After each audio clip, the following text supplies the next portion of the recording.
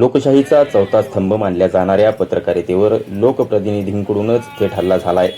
शिवसेनेचे खासदार संजय दिना पाटील यांच्या विरोधात वाईतील पत्रकार आता आक्रमक झाले असून त्यांनी प्रशासनाविरोधात एल्गार पुकारलाय।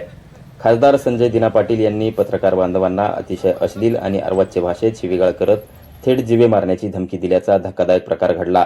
या घटनेमुळे संपूर्ण सातारा जिल्ह्यातून आणि महाराष्ट्रभरातून पत्रकार वर्गात संतापाची तीव्र लाट उसळली आहे। हा केवळ एका व्यक्तीचा अपमान नसून लोकशाहीचा गळा घोटण्याचा प्रयत्न आहे, अशी संतप्त भावना पत्रकार संघटनांनी व्यक्त केली आहे। वाई तालुका मराठी पत्रकार संघ आणि डिजिटल मीडिया परिषदेनं एकत्र येत प्रशासनाला थेट इशारा दिलाय। पत्रकार संरक्षण कायद्याअंतर्गत अजामीनपात्र गुन्हा दाखल करून खासदार संजय दिना पाटील यांना तात्काळ अटक करावी आणि त्यांनी आपल्या पदाचा राजीनामा द्यावा, अशी आग्रही मागणी करण्यात आली आहे। गद्दार शिवसेनेचे खासदार संजय दिना पाटील यांनी आमच्या पत्रकाराला जीवे मारण्याची धमकी दिलेली आहे। अर्वाची भाषा घाणेरडे शब्द वापरलेले आहेत।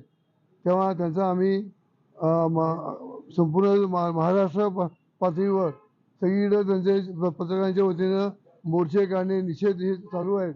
तसं आम्ही वाई तालुका मराठी पत्रकार संघाच्या वतीनं सर्व पदाधिकारी व सर्व सदस्य यांच्या वतीनं आम्ही संजय दिना पाटलांचा आम्ही निषेध करत आहोत आणि त्यांना माफी सरकारने देऊ नये, त्यांना अटक करावी, त्यांच्यावर कारवाई करावी, अशी आमची आग्रही मागणी आहे। पूर्वीचं राजकारण फार चांगलं होतं, राजकारणावर खिलाडी वृत्तीचं राजकारण होतं।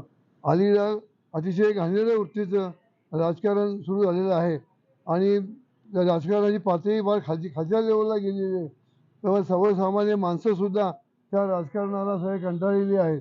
म्हणजे लोकशाही जिवंत आहे की नाही असा सर्वसामान्यांना प्रश्न पडतो। ही परिस्थिती असं आजची आहे। शिवसेनेचे खासदार संजय दिना पाटील यांनी पत्रकारांच्या बाबतीत अर्वाच्य भाषेत शिवीगाळ केली आहे आणि जीवे मारण्याची धमकी दिली आहे। खरं तर लोकशाहीचा चौथा स्तंभ म्हणून पत्रकार त्यांची कामं करत असतात।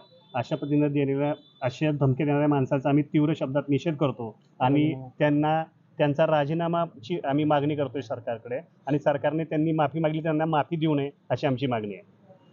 आम्ही जोपर्यंत त्यांच्यावर गुन्हा दाखल होत नाही, त्यांना जोपर्यंत अटक होत नाही, तोपर्यंत आम्ही शांत बसणार नाही। आम्ही हे आंदोलन अजून तीव्र करत राहणार। आता हे आम्ही निवेदन जे दिले ते जिल्हा पत्रकार संघाच्या माध्यमातून दिलंय। पुढची कारवाई करण्यासाठी आम्ही जिल्हा पत्रकार संघाशी बोलून आम्ही पुढचे पाऊल उचलू, पण जोपर्यंत त्यांना अटक होत नाही तोपर्यंत पत्रकार संघ शांत बसणार नाही। प्रशासनाला दिलेल्या निवेदनात पत्रकारांनी स्पष्ट इशारा दिलाय की जर दोषींवर ठोस कारवाई झाली नाही तर हे आंदोलन संपूर्ण सातारा जिल्ह्यासह महाराष्ट्रात अधिक तीव्र आणि आक्रमक केलं जाईल। आता प्रशासन यावर काय पावलं उचलणार आणि या मुजोर लोकप्रतिनिधीला चाप बसणार का, याकडे सर्वांचं लक्ष लागलंय। प्रगती टाइम्स न्यूजसाठी प्रवीण गाडे, वाई, सातारा।